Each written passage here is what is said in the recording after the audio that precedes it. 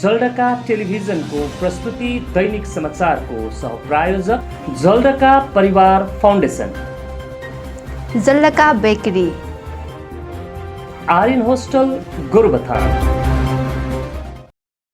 नमस्कार, म मेरिना शर्मा। जेटिभीको प्रस्तुति दैनिक समाचारमा यहाँहरूलाई स्वागत छ। र अब सुरु गरौँ समाचार विस्तारमा। लैनसिंह बाङदेल स्मृति पुरस्कार कथाकार शमशेर अलीलाई नेपाली भाषा र साहित्यको दीर्घकालीन सेवा गर्दै आइरहेका वरिष्ठ कथाकार शमशेर अलीलाई 2020 वर्षको लैनसिंह बाङदेल स्मृति पुरस्कार प्रदान गरिने भएको छ। नमस्कार। लैनसिंह बाङदेल साहित्य कला प्रतिष्ठान कलकत्ताले प्रति वर्ष प्रदान गर्ने लैनसिंह बाङदेल स्मृति पुरस्कार यस वर्ष कालेबुङ निवासी वरिष्ठ कथाकार श्री शमशेर अलीलाई प्रदान गर्न पाउँदा हामी अत्यन्त हर्षित बनेका छौँ।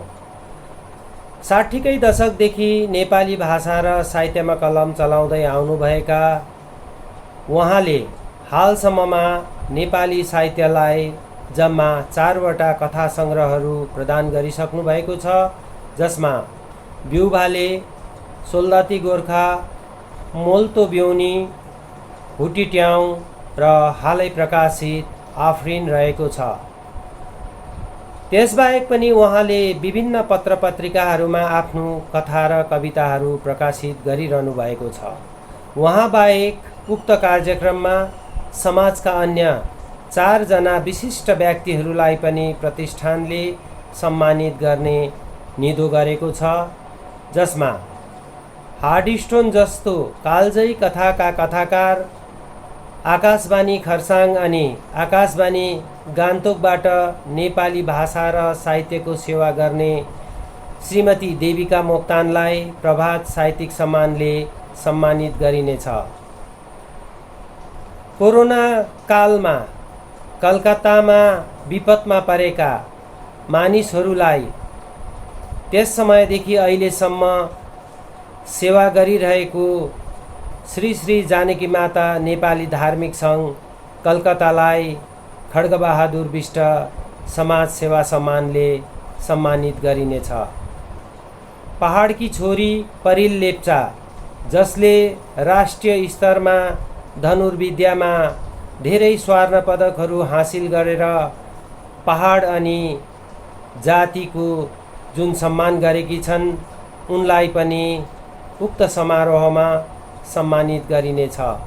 कलकत्ताको सबैभन्दा पुरानो संस्था भारतीय गोर्खा सङ्घका संस्थापक सदस्य अनि हाल सभापति श्री डीबी सिंहलाई पनि उनको सामाजिक योगदानको कदर गर्दै सम्मान गरिनेछ। यहाँहरूलाई के स्मरण गराइन्छ भनेदेखि लैनसिंह बाङदेल साहित्य कला प्रतिष्ठानले आफ्नो स्थापना कालदेखि नै नेपाली भाषा, साहित्य अनि कलाको संरक्षण र सम्वर्धन गर्दै 44 नम्बर समष्टि कुमाई चिया बगान अन्तर्गत मायालु गोलाईको सार्वजनिक भवनमा गोर्खा जनमुक्ति मोर्चा विमलखेमा कुमाई जर्नल कमिटीको अगुवाईमा एक महत्त्वपूर्ण सभा सम्पन्न भयो। आजको सभामा विशेष आफ्नो घर फर्की आउने तथा अन्य पार्टीहरूबाट गोर्खा जनमुक्ति मोर्चामा सामेल हुने नयाँ सदस्यहरूलाई स्वागत जनाउने कार्यक्रम गरियो। आजको सभामा विशेष आफ्नो घर फर्की आउने तथा अन्य पार्टीहरूबाट गोर्खा जनमुक्ति मोर्चामा सामेल हुने नयाँ सदस्यहरूलाई स्वागत जनाउने कार्यक्रम गरियो। गोर्खा जनमुक्ति मोर्चाको छत्र छायामा बसेर काम गर्ने कुमाई ग्राम पञ्चायत प्रदेश समिति सँगसँगै गोरुबथान महकुमा समितिको सदस्यहरूको सभामा परिचय दिने काम पनि गरियो। आजको सभामा कुमाई जोनल कमिटीका सभापति मिलन खवासका सभाध्यक्षमा सभा सुरु गरेका थियो। कुमाई जोनल कमिटीका सचिव अर्जुन खवासले सभामा स्वागत भाषण राखेका थिए भने गोर्खा जनमुक्ति मोर्चा कुमाई चिया बगानको ट्रेड युनियनका कोअर्डिनेटर मनकुमार भुजेलले सभा सञ्चालन गरेका थिए। केन्द्रीय समिति सदस्य चन्द्रयोञ्जन, लीला कुमार गुरुङ, खरसाङ राई, कार्यवाहक अध्यक्ष 44 नम्बर समष्टि सुरेश देवन, 44 नम्बर समष्टि सचिव निर्पराज भुजेल, अर्जुन खवास, कुमाई जोनल कमिटी सचिव अर्जुन खवास, प्रसाद गुरुङ आदि उपस्थित थिए।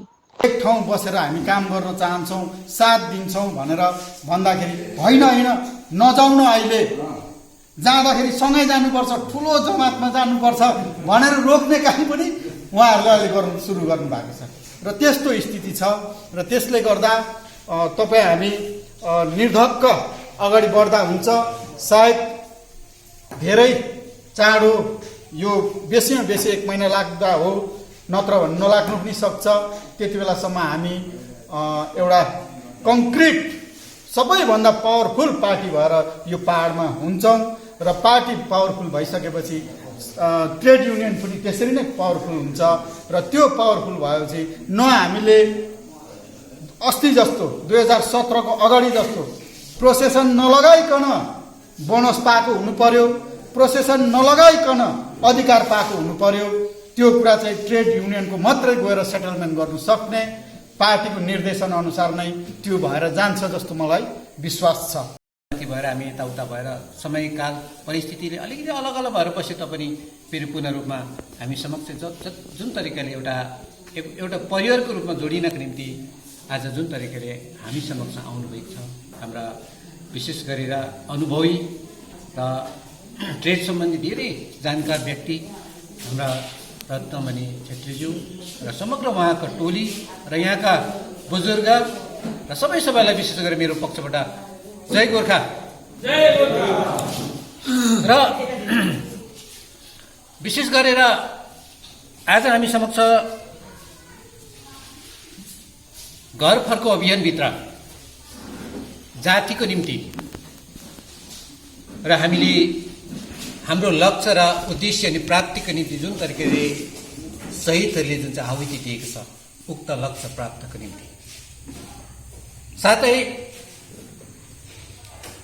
100 वर्षभन्दा बेसी नागेको जुन चाहिँ हाम्रो एउटा मुद्दा छ जातीय चिह्नारीको कुरा छ त्यसलाई पुनः रूपमा हामीले एकजुटताको साथमा अगाडि बढेर प्राप्त गर्नुपर्छ भन्ने एउटा सोच अनि विमल गुरुङको पारदर्शी दूरदर्शी अनि जहिले पनि जनहितमुखी उहाँको जुन चाहिँ एउटा क्रियाकलापहरू छ त्यसलाई सहज रूपमा अन्तर्हृदयबाट स्वीकार्दै पुनः रूपमा हामी समक्ष आउनुभएका विशेष गरेर हाम्रा यहाँका बुजुर्ग नेतृत्ववर्गहरू विशेष गरेर रत्नमणि छेत्रीज्यू उहाँको नेतृत्वमा आउनुभएका अन्य साथीहरू बलदेव थापा, डम्बर प्रधान, मनेन्दरजी, राजेन गिरी, उत्तम भुजेल, टीकाराम खवास, कमल छेत्री, प्रभा प्रधान 9 घर 9 परिवार उहाँको सदस्यबाट जुन तरिकाले यो हामी समक्ष आज परिवारमा फेरि पुनः रूपमा विगतमा 2-4 दिन यताउता भए तापनि आज फेरि परिवार जोडिनु भएको छ र हामी गोर्खा जनमुक्ति मोर्चा परिवारको पक्षबाट समग्र उहाँहरू सबैलाई हाम्रो घरको एउटा सदस्य परिवारको रूपमा है आफ्नो आफन्तको रूपमा उहाँलाई हामी आज स्वस्थ रूपमा उहाँलाई हामी स्वागत जनाउँदछौँ। पुबुङ बस्ती आले वन्ज्याङ खेल मैदानमा फुटबल फाइनल खेल सम्पन्न। पुबुङ बस्ती आले खेल मैदानमा पुबुङ युनाइटेड गर्ल्स एफसी को तत्वावधानमा भइरहेको महिला फुटबल खेलको आज फाइनल खेल सम्पन्न भयो।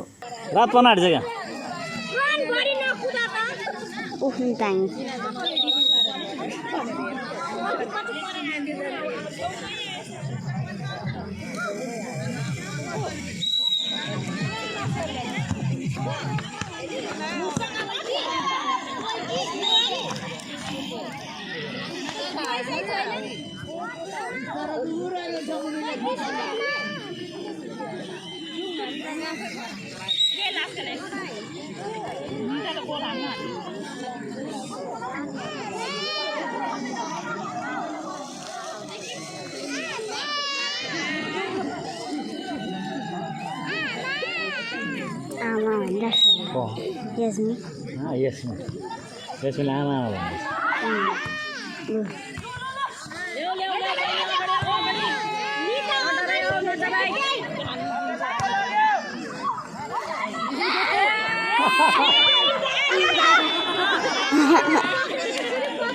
गुरुबथान उच्च विद्यालयमा पनि यस वर्षदेखि 11 र 12 श्रेणीको अध्यापन हुनुपर्छ भनेर ज्ञापन पत्र चढाए।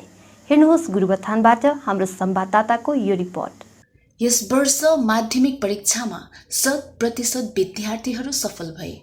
गोरुबथान क्षेत्रको उच्चतर माध्यमिक विद्यालय, युद्धवीर उच्चतर माध्यमिक विद्यालय र अम्बेक उच्चतर माध्यमिक विद्यालय हो। यस वर्ष धेरै विद्यार्थीहरूले भर्ना लिन पाइरहेका छैनन्।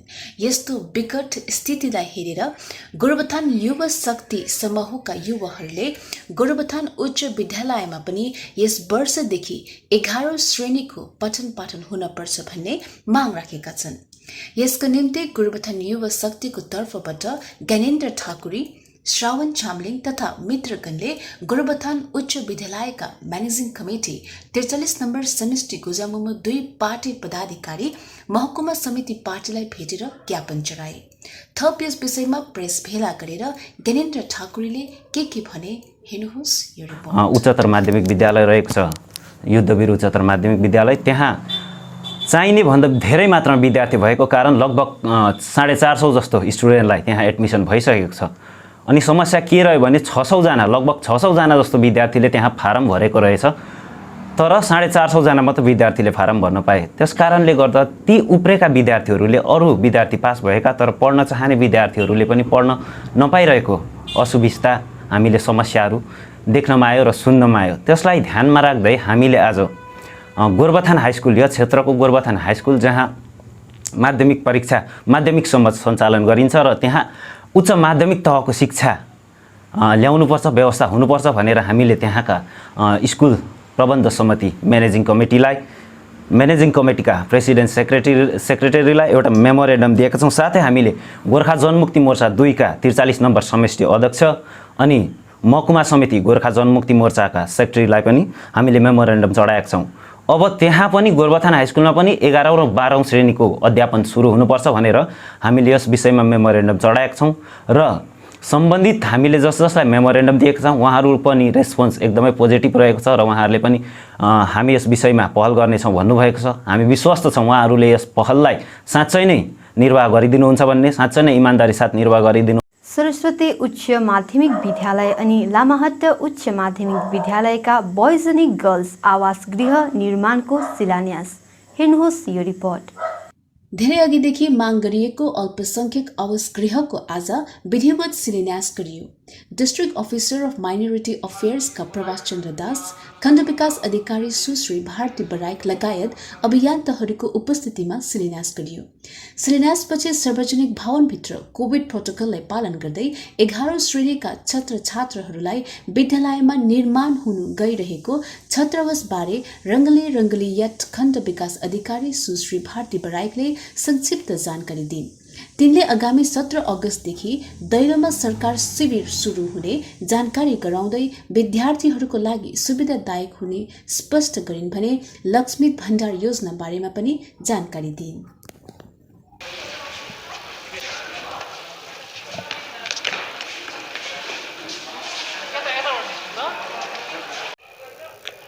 र आज 9 अगस्त 2021 लामाहट्टा ग्राम पञ्चायत अन्तर्गत सरस्वती हायर सेकेन्ड्री स्कुल अनि लामाहट्टा हायर सेकेन्ड्री स्कुललाई minority departments government of west बेङ्गालको तर्फबाट 2वटा होस्टेलहरूको आज शिलान्यास भयो। आज लेइङ फाउन्डेसन र सरस्वती हायर सेकेन्ड्री स्कुलले प्राप्त गरेको छ 1,11,76,398 रुपियाँको बोइज होस्टेल भन्ने लामाहट्टा हायर सेकेन्ड्रीले उही रकम नै गर्ल्सहरूले प्राप्त गरेको छ। र आज district officer of minus affairs Doma अफिसबाट हाम्रो डिस्ट्रिक्ट अफिसर आउनुभएको थियो भने यता आरआर ब्लकबाट बिडिओ म्याम आउनुभएको थियो। उसरी नै हलदर साहब, एसआई साहब दार्जिलिङबाट ए म्यामहरू आएर उहाँहरूको उपस्थितिमा दुईटै आज होस्टेलको शिलान्यास गर्ने काम यहाँ भयो। र हामी सरस्वती उच्चतर माध्यमिक विद्यालय सम्पूर्ण फ्यामिली लगायत पेसोक चियाबारी आज गर्व छौँ। यो 2016 देखिको यो प्रयास थियो र आज यो कार्यक्रम परिणत भयो। आशा गर्छु पेसोक चियाबारी लगायत गर्लाङ, छोटा मङमाया, बडा मङमाया, तक्लिङ, लप्चू बजार, लप्चू टी स्टेटका सम्पूर्ण माइनोरिटीका बोइज स्टुडेन्टहरूले यसको फाइदा लिनेछन् भन्ने हामीले आशा साचेका छौँ। अनि म कन्ट्र्याक्टर महोदयलाई पनि अनुरोध गर्नुहुन्छ कि यो 6 महिनाभित्रमा 180 डेजमा यो तयारी गर्नुपर्ने भएकोले यो समयमा नै यो राम्रोसँगले एउटा उत्कृष्ट हस्टेल, एउटा नमुना हस्टेल तयारी गरिदिन्छ भन्ने म यहाँबाट मनोकामना पनि राख्दछु। मिनग्लास नारी सङ्गठनले भव्य रूपमा मनायो विश्व आदिवासी दिवस। आज 9 अगस्त विश्व आदिवासी दिवस हो। यसै दिनलाई पहिलोपल्ट मिनग्लास चिया कमानको प्राथमिक पाठशालाको खेल मैदानमा एक कार्यक्रम गरेर विश्व आदिवासी दिवस पालन गरियो। हेर्नुहोस् यो रिपोर्ट। आज 9 अगस्त विश्व आदिवासी दिवस हो। यसै दिनलाई पहिलोपल्ट मिनग्लास चिया कमानको प्राथमिक पाठशालाको खेल मैदानमा एक कार्यक्रम गरेर विश्व आदिवासी दिवस पालन गरियो। यस कार्यक्रममा अतिथिको रूपमा मिनग्लास labour welfare officer Anil Mansen, Vinod Bage, Mahesh बाहेक, बिन्जुवा मुन्डा, बलराम मुन्डा, अशोक उराव, समीर मुन्डा आदि थिए। आदिवासी समुदायको उत्थान हेतु सबै जागरुक हुनुपर्ने विचार पनि अतिथिले पोखे।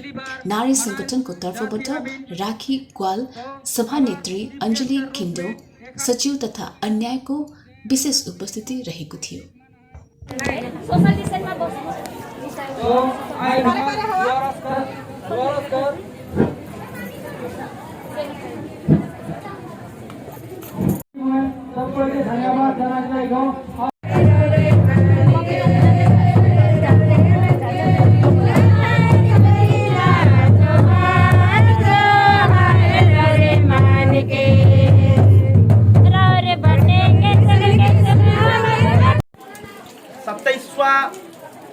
आदिवासी विश्व दिवस मनाल जाते। ये खुश खबर है कि आज जे नारी मन आए मिनग्लास डालिमकोट भुट्टाबारी जे मिल के आए।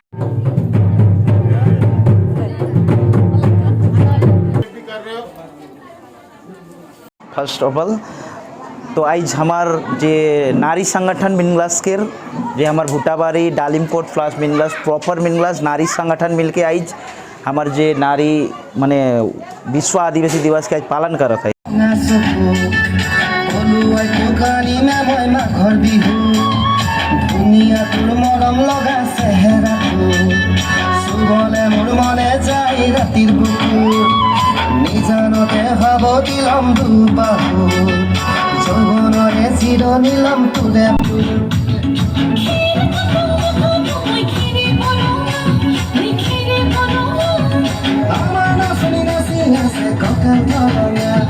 आदिवासी जुन चाहिँ हामीले आज पालन गर्दैछौँ त्यसको मुख्य मकसद नै हाम्रो छ कि कसरी हामीहरू मान्छेलाई अवेरनेस गर्नु र आफ्नो अधिकारलाई कसरी बचाउनु। हवस् त दर्शकवृन्द, आजलाई बिदा दिनुहोस्। भोलि फेरि यस्तै समाचारहरूको सङ्गालो लिएर हजुरहरू समक्ष उपस्थित हुने नै छौँ। तबसम्मका लागि शुभरात्रि।